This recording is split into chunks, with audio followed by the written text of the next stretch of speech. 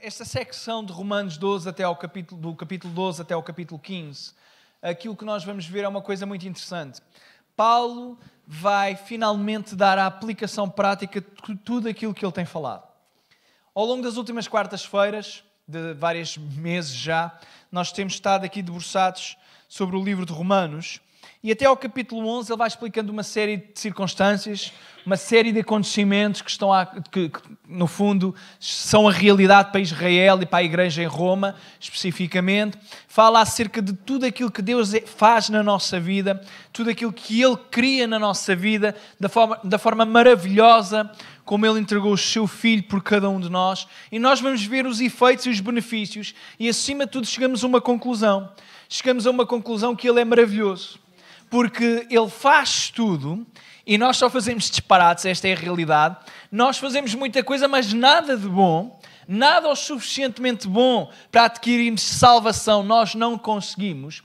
E quando lemos a semana passada o hino de adoração de Paulo, foi o culminar desta certeza absoluta que Paulo, quando está a escrever, tem, inspirado pelo Espírito Santo, que mesmo que a história pareça muito negra, mesmo que a história pareça muito grave, mesmo que as circunstâncias sejam difíceis, o nosso Deus agarra em alguma coisa que é complicada e para nós até impossível e consegue trazer beleza daquilo que é derrota. Ele consegue, como o Daniel cantava, e nós também, não é? Ele dá beleza às cinzas.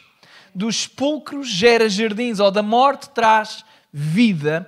E é isto que Paulo fala. O texto que lemos a semana passada foi este. Ó profundidade das riquezas, tanto da sabedoria como da ciência de Deus, quão insondáveis são os seus juízos e quão inescrutáveis os seus caminhos. Porque quem compreendeu o intento do Senhor, ou quem foi o seu conselheiro, ou quem lhe deu primeiro a ele para que lhe seja recompensado. Porque dele, e por ele, e para ele são todas as coisas. Glória, pois, a ele eternamente. Amém. Então é interessante.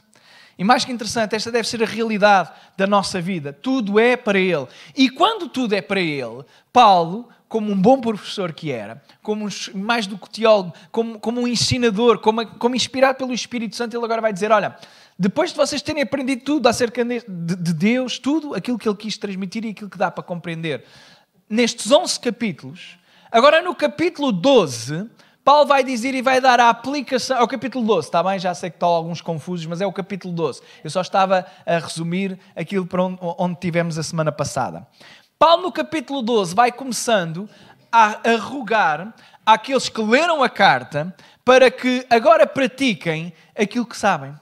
E o que é que eles sabem? Sabem que Deus é um Deus maravilhoso, sabem que o seu plano é perfeito, sabem qual é a função do Espírito Santo e a operação do Espírito Santo, sabem que são justificados, sabem que tem a ver com o derramamento de sangue, sabem que não há ninguém justo, por isso é que necessitamos ser justificados, sabem que todos estavam mortos nos seus delitos e pecados, ninguém buscava ao Senhor, mas Ele ainda assim arranjou um escape. Ainda assim, Ele nos salvou. E por isso mesmo, porque não fomos nós que lhe entregamos nada, mas foi Ele que nos entregou tudo, é tudo por Ele, é tudo para Ele, todas as coisas são para Ele, glória para Deus, amém. Então agora vejam, se é tudo para Ele, Paulo agora diz assim, rogo-vos, pois, irmãos, pela compaixão de Deus, que apresenteis os vossos corpos em sacrifício vivo, santo e agradável a Deus, que é o vosso culto.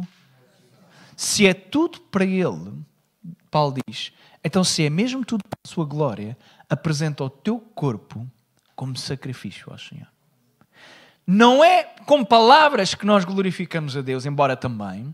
Paulo está a dizer, se querem aplicar agora à vossa vida e querem mostrar que é tudo para o Senhor, ele diz, rogo-vos. Rogo-vos é uma expressão interessante, porque estamos a falar de alguém que é um apóstolo, foi Deus que delegou o ministério, foi Deus que deu o ministério apostólico a Paulo, e ele está a falar o rogo-vos. Rogo-vos é, ele está com compaixão, está a pedir para que o povo que está a ler, a igreja que está a ler, faça alguma coisa, mas também tem a sua autoridade apostólica.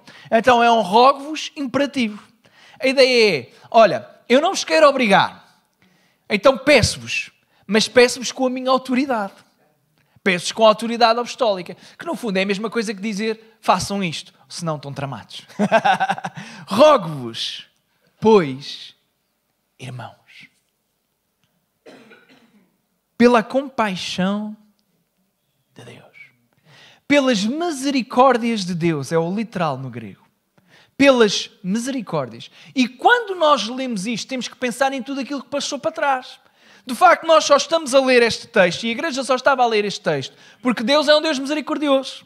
Vejam isto, nós nesta noite só estamos a ler este texto porque estamos vivos. Isto é pela graça e misericórdia do Senhor.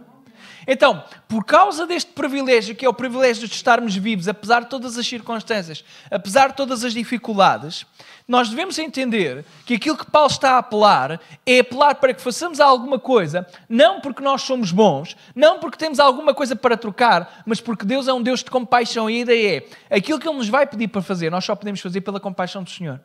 Não há nada que tu possas ou eu possa fazer para agradar ao Senhor. E nem sequer entregar o nosso corpo como sacrifício é algo que nós fazemos. Nós só podemos fazer, digo isto assim, nós só podemos fazer porque Deus é um Deus de compaixão. Porque mesmo que eu entregue tudo, dê tudo, nada serve.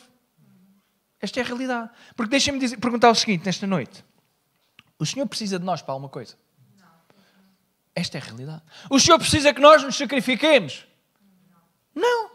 O Senhor requer, mas é pela sua compaixão e é para nosso benefício, não é para o dele.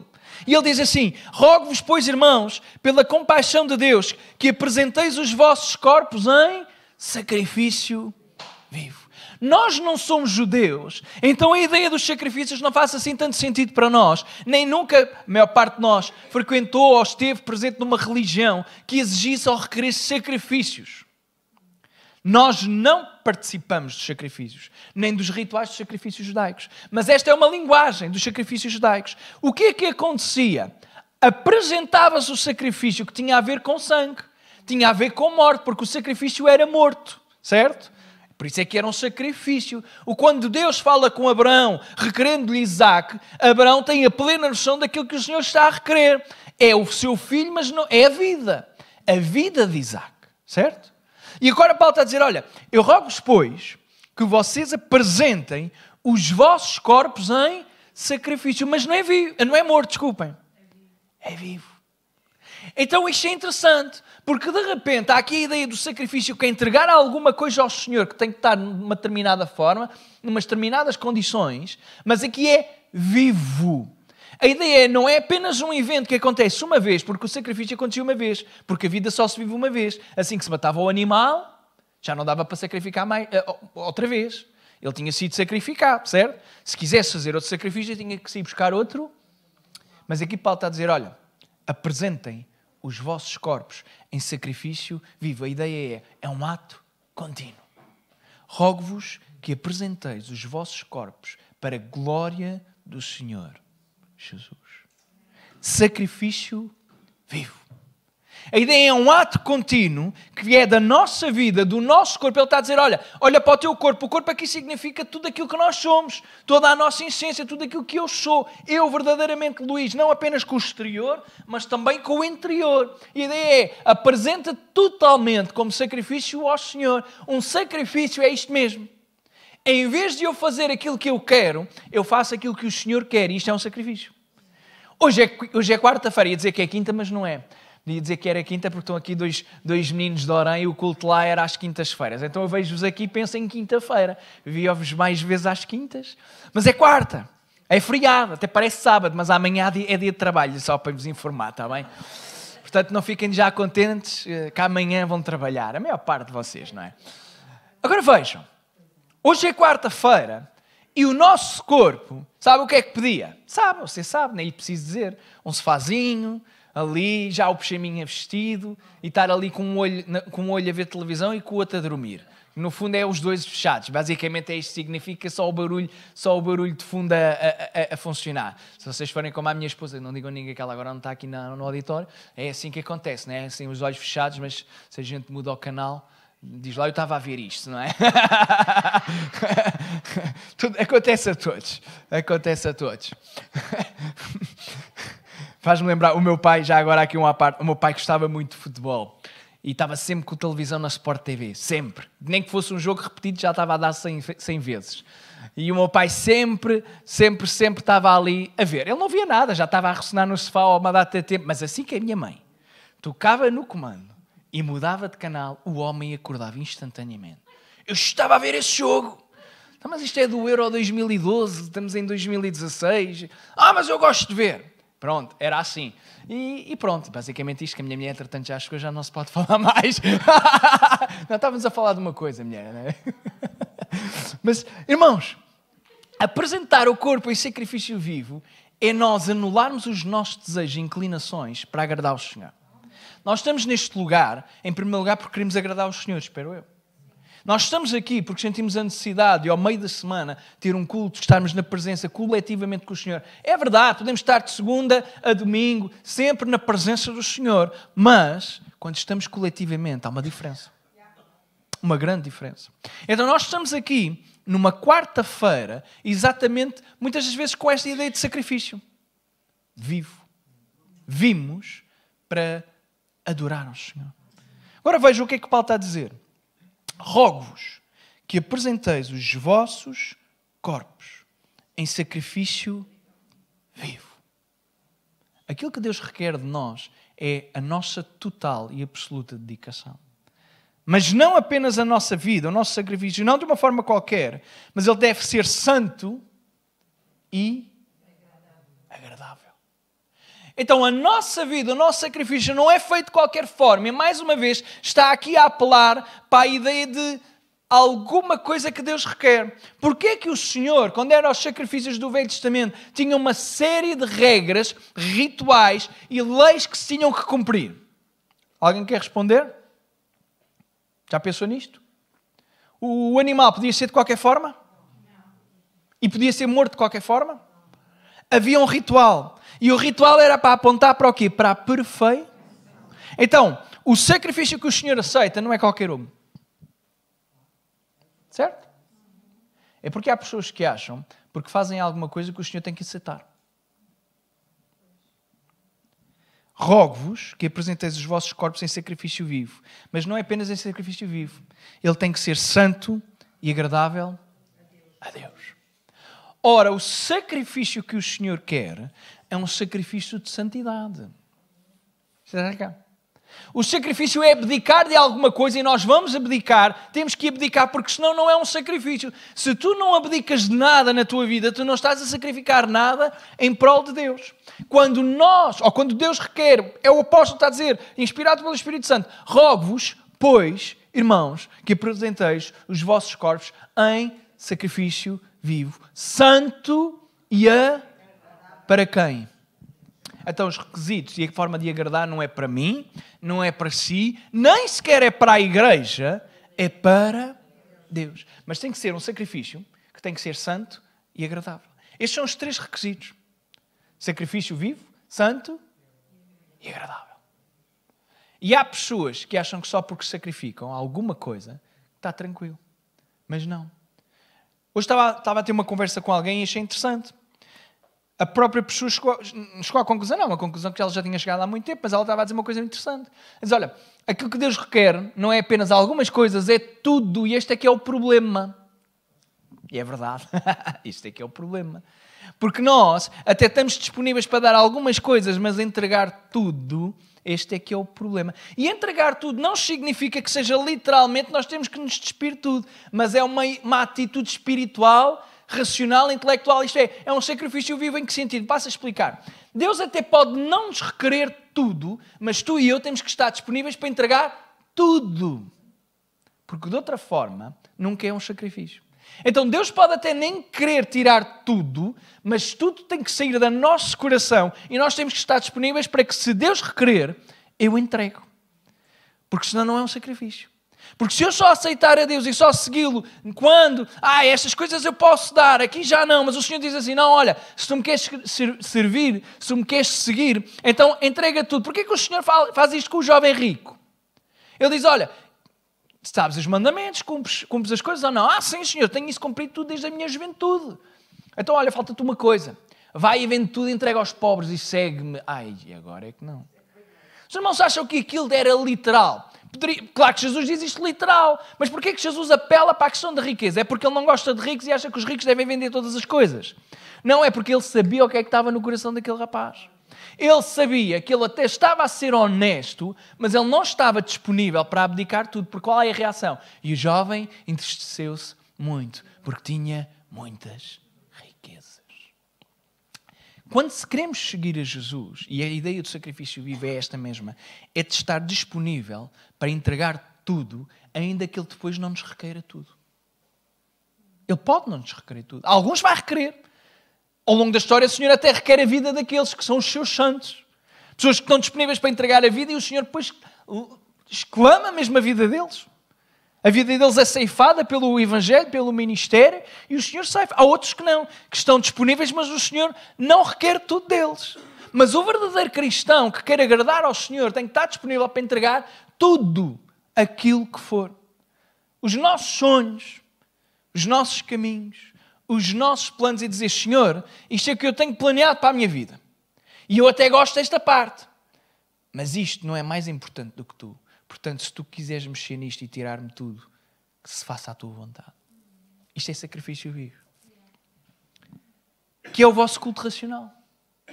A ideia é, Paulo está a dizer, olha, lembrem-se de tudo aquilo que eu já vos falei, entendam aquilo que o Senhor exige, e vocês vão perceber pela vossa própria racionalidade, até pelo intelecto, que isto é a coisa mais certa, mais correta, racionalmente, é aquilo que faz sentido. O Senhor está a dizer, olha, ao contrário daquilo que muita gente pensa, adorar ao Senhor é um ato também racional. Vejam, este é o vosso culto racional. A ideia é, depois de saberes quem Deus é, que Ele te deu tudo, tudo aquilo que tu puderes dar fica sempre aquém. Se Ele te exigir tudo como sacrifício, Ele está a pedir muita coisa, e a ideia é, a própria racionalidade diz, não, foi Ele que me deu tudo. Então isto até é a nossa adoração racional. A ideia é, quando tu sacrificas para o Senhor todo o teu ser, inclusive o teu intelecto racional, adora a Deus. Até aquilo que é racional adora a Deus. Muitas vezes o racional parece que é um impedimento para chegar a Deus. Mas se formos honestos, se entendermos o que é que o Senhor está a pedir, até a nossa racionalidade vai apontar e vai dizer, faz todo o sentido adorar a Deus e entregar tudo para Ele. Foi Ele que nos deu tudo. E tudo o que temos é por Ele. E se é por Ele, é também para Ele. Glória a Ele para todo o sempre. Amém. Então, entregas tudo aquilo que tu és e a tua racionalidade vai dizer, é isso que é o correto. É isso que faz sentido. Este é o teu culto racional. A ideia é, literal, isto é o que faz sentido. E não vos conformeis com este mundo. Há muita gente que se conforma com este mundo. A ideia é uma medida, um padrão, e as pessoas colocam-se exatamente na mesma medida, na mesma forma, no mesmo posicionamento que o mundo está. Então, se o mundo está assim, há pessoas que se conformam ao mundo e colocam-se exatamente assim. O problema nem é tanto o mundo, o problema é o crente que se quer conformar com o mundo. E o crente conformado com o mundo é o crente que vive de acordo com o padrão do mundo. Vocês já perceberam que no Evangelho é tudo o oposto àquilo que é a sociedade ou aquilo que manda. Os irmãos, quando vão ao Sermão do Monte e têm lá as bem-aventuranças, começa por dizer bem-aventurados os pobres. Ninguém gosta de ser pobre. Claro que aquilo tem um contexto. É pobres de espírito. Mas é literalmente as pessoas que se despem de si mesmas e em que para elas não têm nada porque são pobres, Deus é tudo para elas. Agora veja como é que nós funcionamos. Nós não gostamos de ser pobres, que ninguém gosta, obviamente. Então andamos à procura de nos conformar com o mundo e muitas das vezes deixamos que seja o mundo a ditar aquilo que nós queremos. Então temos sonhos e planos que, se pensarmos, não fazem sentido nenhum no reino, mas são as nossas ambições. Isto é ser conformado com o mundo. Quando o meu interesse passa a ser alvos e coisas mundanas e não tanto o avanço do Evangelho e não tanto aquilo que Deus tem para a minha vida. Porque se Deus nos chamar para uma vida de abnegação, se Deus te chamar a ti e a mim para uma vida em que tu tens que te despir das coisas e tem que ser Ele a dar. Em vez de andar de Porsche, ande de Renault. E amém pelo Renault. Mas há pessoas em que nem pelo Renault vão andar. Se calhar vão andar de autocarro. E amém pelo autocarro. Significa que o Senhor vai providenciar um passe. Mas nós não gostamos destas ideias. Porque nós queremos sempre saltar para onde nós gostamos. E eu não estou aqui a pregar contra nós termos coisas. O que eu estou a falar é que há chamadas de abnegação para as nossas vidas, em que o Senhor diz, olha, eu quero que tu dependas de mim e em vez de planeares os teus caminhos e escolheres aquilo que tu queres, sou eu que vou escolher o teu caminho e sou eu que te vou dar aquilo que tu precisas. Não é aquilo que tu queres, não é aquilo que tu desejavas, mas é aquilo que eu te quero entregar. E nós não gostamos disto porque isto é desconfortável. Isto implica que em vez de nós termos aquilo que gostávamos e de caminharmos naquilo que gostávamos de caminhar, é o Senhor que agarra em nós, tipo Filipe. Um dia está no avivamento, no outro está no caminho que vai que desce até Damasco. E depois olha, depois parece que não há ninguém, até que de repente aparece alguém. E afinal, o Senhor tirou do sítio onde havia muita gente para um lugar onde havia apenas uma pessoa. Mas para o Senhor é igual. Uma pessoa vale tanto como as outras todas. Então nós não gostamos porque é desconfortável. Mas esta é a forma de não estarmos conformados com o mundo. Porque senão, corremos o risco de ter igrejas que praticam as estratégias do mundo, que olham para as estratégias do mundo e tentam emular as estratégias do mundo. Então por isso a ideia é de conformar. A igreja fica conformada com o padrão do... Porque vejam, o que acontece na realidade, e até que falando das igrejas, irmãos, às vezes aquilo que é assustador é que parece que as igrejas funcionam quase como empresas, em que o crente é quase tratado como um cliente. Então, nós ficamos contentes com a igreja a crescer, seja de que forma, nem que seja a retirar os clientes dos outros lados. Porque para nós o que é importante é o nosso espaço, como se a igreja fosse nossa, ficar cheia. Quando o propósito e aquilo que deveria ser a estratégia era, e se a igreja não deveria ficar cheia, mas era com as pessoas que nós vamos conquistando e evangelizando, e obviamente há pessoas que vão saindo e mudando de lugares, não é isso que eu estou contra. O meu problema é quando as igrejas funcionam e a estratégia delas nem sequer é alcançar os perdidos, é alcançar aqueles que aparentemente já estão salvos. E a ideia é, vamos atrair aqueles que já estão noutros lugares, arranjando e dando coisas que eles queiram. Então a ideia é, nós queremos construir igrejas como se fossem empresas. Isto é conformarmos com o mundo. É uma visão mercantilista do Evangelho. Em que eu estou mais preocupado em encher o meu pedaço do que propriamente construir o reino do Senhor. E contra isso, eu posso falar e eu acho que a Bíblia também fala. Não vos conformeis com o mundo, é em vez de pensarmos como o mundo pensa, pensarmos como Deus quer que nós pensemos. E isto faz toda a diferença. Porque se nós pensarmos como Deus pensa, opera-se aquilo que Paulo está a dizer, mas transformai-vos pela renovação do vosso... Então há um primeiro passo, que é nós não nos conformarmos com o padrão deste mundo e dizer, olha, eu não me conformo com este padrão, não é isto que eu quero seguir, não é este o caminho que eu quero andar, não é nisto que eu me quero, não é com isto, desculpem, que eu me quero comprometer, quero estar noutro patamar. Senhor, eu não me quero conformar com este mundo. E a nossa mente, porque não se conforma com este mundo, pode ter a oportunidade de ser transformada, renovando o nosso entendimento. Ao não me conformar com o mundo, eu tenho que me conformar com alguma coisa. A ideia do versículo é, em vez de conformares com o mundo, conforma-te com o padrão divino. Em vez de conformares com o padrão do mundo, renova a tua mente de forma a alcançares aquilo que o Senhor quer e tem para a tua vida. E isto é totalmente oposto. Isto é vivermos numa realidade quase, não é paralela, porque mas é distinta. É uma realidade distinta. Porque o crente não vive de acordo com o padrão deste mundo, porque a sua mente já foi renovada pelo Espírito Santo. E porque a mente foi renovada com o Espírito Santo, nós podemos experimentar qual seja a boa, agradável e perfeita vontade de Deus. Esta é a realidade. Muitos de nós não vemos a vontade do Senhor ser efetuada na nossa vida, não é porque Ele não tenha vontade para nós. É porque nós queremos nos conformar com o mundo. Nós temos sonhos que são sonhos mundanos. Nós temos ambições que são ambições mundanas. Não são chamadas de Deus para a nossa vida. E quando assim é, temos um problema. Há muita gente que acha que tem uma determinada chamada para um determinado ministério e ficam muito frustrados quando não lhes dão a oportunidade de fazerem aquilo que elas querem. Mas o problema é este. É que elas querem fazer aquilo que elas querem, não é aquilo que o Senhor os chamou para fazer. E isto é um problema. É porque nós não temos que fazer aquilo que queremos, nem que gostamos, por muito prazer que seja, nós temos que fazer aquilo que o Senhor chamou-nos a fazer. Esta é a realidade. Mas há muita gente que custa muito a engolir. Os irmãos forem às igrejas, às igrejas não é aqui não acontece isto, mas noutros lugares, os irmãos vão perceber o seguinte: quais são as ambições que as pessoas têm? É sempre uma ou duas. Tem sempre a ver com este lugar. As pessoas gostam sempre deste lugar. Elas querem sempre ser vistas. Não é para a glória do Senhor, é para a sua glória. Então todas querem integrar no grupo louvor, mesmo que não cantem nada, e até a gente canta em solo e elas cantam sei lá ainda que elas cantam, nem cantam, a cena é essa. Outras querem pregar, mas o Senhor não os chamou para pregar, porque elas nem sequer têm amor, a única coisa que elas têm é ego, e querem pregar o ego delas.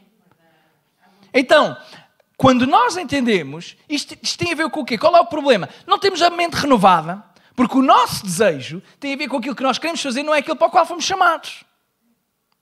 Porque se é o Senhor que chama, é o Senhor que abre as portas. Se toda a gente fecha as portas, há alguma coisa que está errada. E se calhar não são quem fecha as portas, porque aquilo que quando é do Senhor, o Senhor abre qualquer porta. Agora, quando o Senhor fecha as portas, alguma coisa está a acontecer. Se calhar devíamos ponderar. Mas há pessoas que não, ficam muito ofendidas. Porque se conformam com o padrão do mundo. Acham que é tudo e que tem que ser tudo feito como no mundo. Mas nem é isso. Olha, esse efeito sonoro até foi engraçado. Não. Faz sentido. Faz sentido. E não vos conformeis com este mundo, mas transformeis pela renovação do vosso entendimento, para que experimenteis qual seja a boa, agradável e perfeita vontade de Deus. Dizer-vos o seguinte: a vontade de Deus, ela é sempre boa, ela é sempre agradável, não se calhar para nós, mas no sentido daquilo que vai acontecer no final, e perfeita. A ideia é: Deus não está interessado em que nós fiquemos felizes. Dizer-vos isto nesta noite. Não é que Deus nos queira ver infelizes. Ele não quer, e o seu padrão de felicidade não é um padrão do mundo. Por isso é que Paulo pode dizer: olha, não vos conformeis com este mundo. Qual é o padrão de felicidade do mundo? É eu fazer aquilo que me dá prazer. Certo? E o Senhor diz assim: olha, e se o teu padrão de felicidade for fazeres aquilo que a mim, Deus, me dá prazer? É diferente. Os irmãos acham que Pedro, que Paulo, que Tiago, que João, todos os discípulos, todos os apóstolos, todos os homens e mulheres do Senhor que sofreram e foram martirizados, eles estavam a fazer, quando estavam a ser crucificados, estavam todos contentes. Vocês acham que não havia medo? Claro que havia, que não havia dor, porque não sofriam. O Senhor dava-lhes uma anestesia, eles quando morriam... Não... Os irmãos acham que era isto que acontecia? Quando aqueles crentes estavam lá e não rejeitavam o Senhor e eram colocados nas arenas com animais ferozes, cheios de fome, que os atacavam para serem comidos e eram comidos vivos. Os irmãos acham que as pessoas participavam disto com prazer? Não, mas era aquela que era a vontade do Senhor. E nós podemos dizer, e podemos até questionar, como é que esta pode ser a boa, agradável e perfeita vontade do Senhor? Bem, a verdade é, e depois o que é que acontece na história depois destas coisas acontecerem? E nós vemos que o Evangelho, apesar de toda a dor, de todo o sofrimento, pessoas são salvas. E o seu reino cresce. E o reino não tem a ver com igrejas cheias, o reino tem a ver com almas salvas. Você está cá? Hoje confundimos os dois conceitos. Achamos que uma igreja cheia é uma igreja cheia de Deus. E nem sempre é assim. Nem sempre é assim. Nós queremos a igreja cheia do Senhor. Porque a igreja cheia do Senhor vai crescer. Mas vai crescer com pessoas comprometidas. Que é o que é saudável. Porque andar a construir igrejas só para elas crescerem, mais tarde ou mais cedo vamos ter problemas. Porque andamos interessados naquilo que damos às pessoas. E elas vêm enquanto dermos alguma coisa. Quando deixarmos de dar, elas vão para o outro lado que dê outras coisas. Mas se a pessoa vem por causa de Deus, Deus não se acaba. Deus sempre continua a estar. E a pessoa sempre vai voltar, porque Deus sempre vai cá estar. Amém? Então vejam. A vontade do Senhor, boa, agradável e perfeita, é aquela que é desenvolvida e feita na nossa vida. Então a ideia é, o Senhor tem uma boa vontade para cada um de nós. É uma vontade que é agradável, ela é perfeita de acordo com o seu padrão, e Ele é que é o padrão de perfeição. Ela é agradável por causa de todos os resultados que vão acontecer, mas nem sempre eu vou ter prazer nela. Até que depois tenho. Porque isto vai acontecer na nossa vida. Nunca vos aconteceu o Senhor requerer-vos coisas e vocês passarem por períodos em que não estavam a ter o mínimo prazer naquilo que estavam a passar e mais à frente vocês veem os resultados daquilo e dizem: Senhor, obrigado. Mas na altura não gostámos. Na altura não queríamos. Mas você já percebeu que os milagres para acontecerem tem que haver um grande problema? Nós damos glórias a Deus e graças a Deus quando vemos um milagre acontecer. Mas para haver um milagre significa que tem que haver primeiro um problema. Ninguém dá glórias a Deus no problema, mas dá depois no milagre. A vontade do Senhor sempre vai ser perfeita, porque no final quem vai ser glorificado não sou eu, não é o milagre, mas é o Deus que faz o milagre.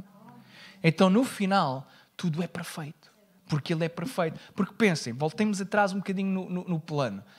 O contexto imediatamente antecedente a este é Paulo falar de Israel. E Israel estava longe do Senhor, e ainda está. E na altura de Paulo estava também.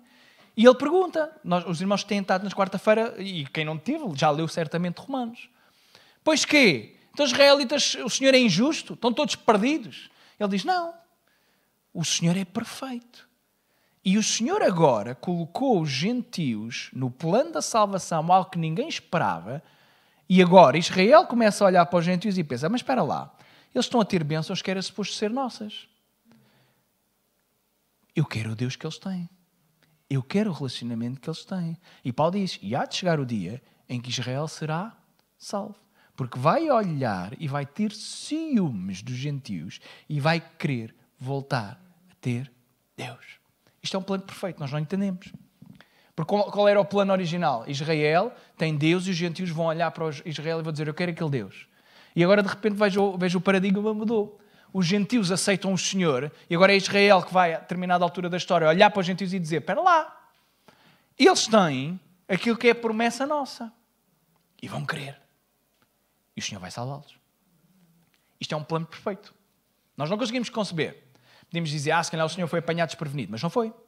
Este sempre foi o plano, desde sempre. O Senhor sabia quando escolhia Israel e quando os levou para o deserto, que aquela geração ia lá ficar. Ou os irmãos acham que ele foi apanhado desprevenido? O Senhor sabia. O Senhor sabia quantos deles é que iriam. E o Senhor sabia quando escolheu Moisés, que o Moisés não ia lá entrar. Que é interessante. Mas isto leva-nos a outras coisas que não é isto hoje. Temos 9 minutos. Mas eu não vou entrar no outro tema. Vamos ficar por aqui, neste tema. Não vos conformeis com este mundo, mas transformai-vos pela renovação do vosso entendimento, para que experimenteis qual seja a boa, agradável e perfeita vontade de Deus. A ideia da renovação é algo que nós não conseguimos fazer por nós mesmos. Apesar de, como eu vos disse, isto ser um imperativo e coloca-se com a autoridade apostólica, façam isto, não façam aquilo, façam isto, não façam aquilo outro. A ideia é, não há nada que eu possa fazer sozinho, porque a minha tendência, por causa do pecado, é conformar-me com o mundo. Esta é a minha inclinação pecaminosa. Eu sempre me vou querer conformar com o mundo. A minha mente não é renovada simplesmente porque eu desejo. Você pode desejar que a sua mente seja renovada e é um bom passo, é um bom princípio, mas a renovação da mente não se opera por nós mesmos. Opera-se pela vontade e misericórdia do Senhor. Então, eu tenho que me posicionar para que aquilo que eu quero ver acontecer e que é um mandamento do Senhor, um imperativo que é renovar a minha mente, aconteça. Eu não passo de um dia de pensar só na questão humana para passar a pensar na questão sobrenatural ou na questão do reino. Por isso é que há aqui um padrão, não sei se os irmãos repararam, mas é sacrifício.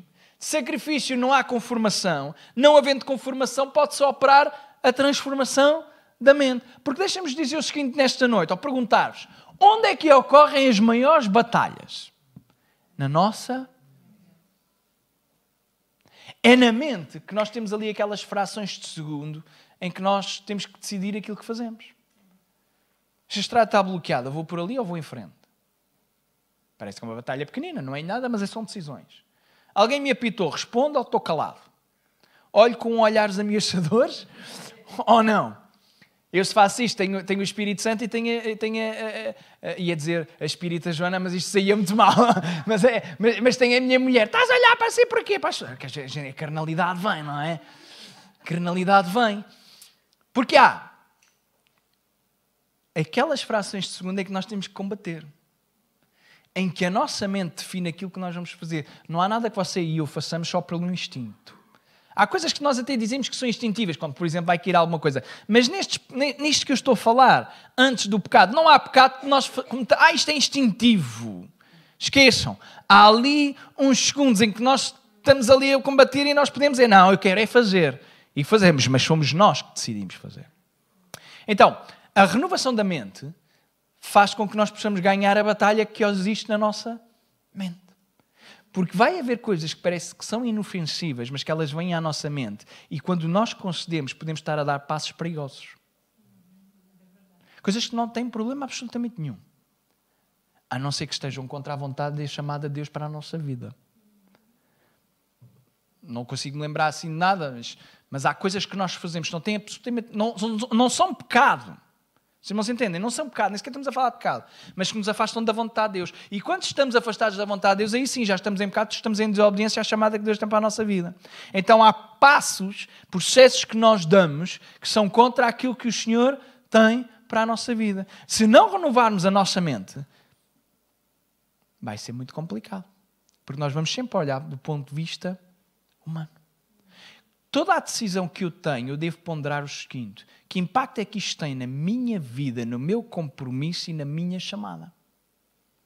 E se elas tiverem impacto negativo, há uma batalha na mente, é que eu tenho que ponderar o que é que eu faço.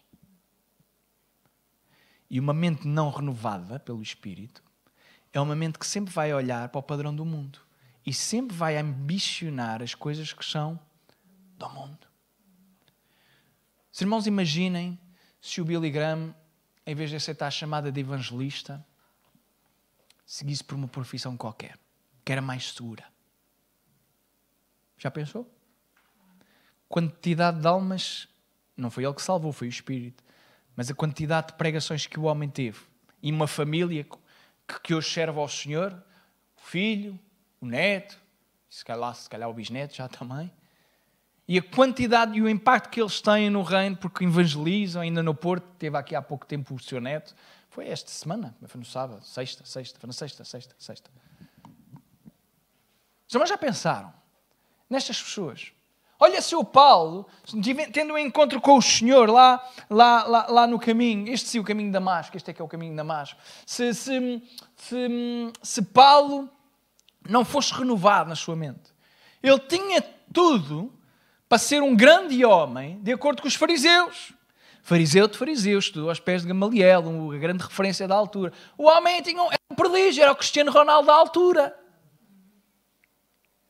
E ele diz, olha, considerei isso tudo como refúgio. O que importa é Deus. Mas e se ele não tivesse a mente renovada pelo Espírito? Qual era o impacto? Quem é que Deus tinha que chamar a seguir? É só pensarmos, os grandes homens e mulheres, e a diferença que têm, porque quando eles tomam decisões, não tomam decisões com base naquilo que eles querem, mas é com base naquilo que o Senhor requer. Vejam, o apóstolo Paulo, em vez de ter uma vida confortável, passou a fazer tendas, tinha a ver com a sua profissão, não é isso que está em questão. Mas muitas das vezes teve que sustentar assim. Então, em vez de andar de cavalo, andava a pé. Em vez de ter roupa, ou tinha que vender para arranjar. Às vezes não comia, naufragava. Passou de ter tudo para não ter nada e depender de tudo em Deus. Alguns de nós não estamos disponíveis para isso. Então, volta e meia, voltamos sempre aos padrões antigos. Em que nós começamos a pensar, bem, como é que eu vou arranjar aquilo? Quero aquilo. Então vou arranjar uma maneira de ter aquilo. Mas o Senhor até pode estar a dizer, mas a minha vontade não é que tu tenhas. Não é porque é pecado. É porque não é o meu plano, não é esse o caminho que eu tenho para ti. Não quero que tenhas aquilo. Quero que vivas uma vida de abnegação. Posso-te dar um dia, mas se o teu coração estiver voltado para aquilo, isto é uma falha. É uma falha porque volta e meia o diabo vai saber tentar-nos com estas coisas. Porque há pessoas que é assim que funcionam. É com coisas, pequeninas coisas. Mas se o diabo apanhar o nosso ponto fraco, ele é sempre aquilo que nos vai tentar. Se Deus não é o suficiente, ele vai sempre apresentar alguma coisa, é como aquela cenourinha, faz o cavalo andar. Até há aquelas brincadeiras, um pauzito, metes uma cenoura à frente e o cavalo ou o burro vai em frente. Nunca apanha a cenoura, mas está sempre a andar. Sempre a andar. É uma forma de, por exemplo, até para os miúdos que jogam, há uma expressão que é isto mesmo, que é a cenoura no pau, carrot in a stick, que é, nos jogos, colocar sempre um objetivo mais à frente. Então o miúdo nunca acaba, o jogo nunca acaba, porque o jogo tem sempre um objetivo mais à frente. É a única forma de agarrar as pessoas permanentemente. Há sempre alguma coisa que eles querem, ou um nível, ou uma espada, ou isto, ou aquilo. E o diabo faz isto a mesma coisa connosco. Há sempre alguma coisa que nunca nos é suficiente. Algumas pessoas são materialistas e isto tem a ver com o dinheiro. Outras têm a ver com bens, também têm a ver com materialista.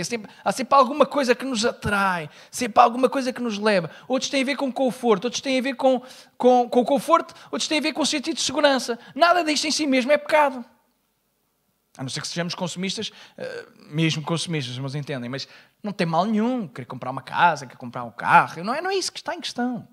Ter algumas coisas não é isso. O problema é, e se esta for a ferramenta através da qual o diabo invade a nossa mente e no fundo nos derrota? Você está a compreender? Porque às vezes é assim que funciona. O diabo está cá há mais tempo que nós. E ele conhece muito bem a humanidade. E nós não mudamos muito. Melhor diria, não mudamos nada. Somos sempre iguais. Então há sempre alguma coisa que ele nos consegue atrair. E há pessoas que se vão desfocando daquilo que Deus tem, que é perfeita e boa e agradável vontade, elas afastam-se dessa vontade simplesmente por pequenas coisas. Porque de vez em quando estão a caminhar, mas volta e meia lhes apresenta alguma coisa e elas vão para ali e desfocam-se. Então que o Senhor ajude-nos a não nos desfocarmos e a consagrarmos a Deus. Porque a ideia é apresentar os nossos corpos em sacrifício, vivo, santo. E só depois disto é que conhecemos qual é o caminho agradável. Então há o sacrifício agradável para depois conhecer o caminho agradável. Mas parte sempre de um sacrifício. E a pergunta que deixo nesta noite é: o que é que tu estás a sacrificar? É uma pergunta que não costumamos fazer muito. Mas o que é que estamos a sacrificar? E se a resposta for aparentemente nada, há alguma coisa que está errada. Porque a ideia é nós temos que sacrificar e estar disponíveis a sacrificar tudo. O nosso tempo, conforto, dinheiro e até futuro. Porque não há futuro sem ele. E o maior engano que o diabo quer é: há futuro fora dele. Mas não há. É impossível. Que Deus nos ajude. Amém? Vamos ficar em pé, orar enquanto...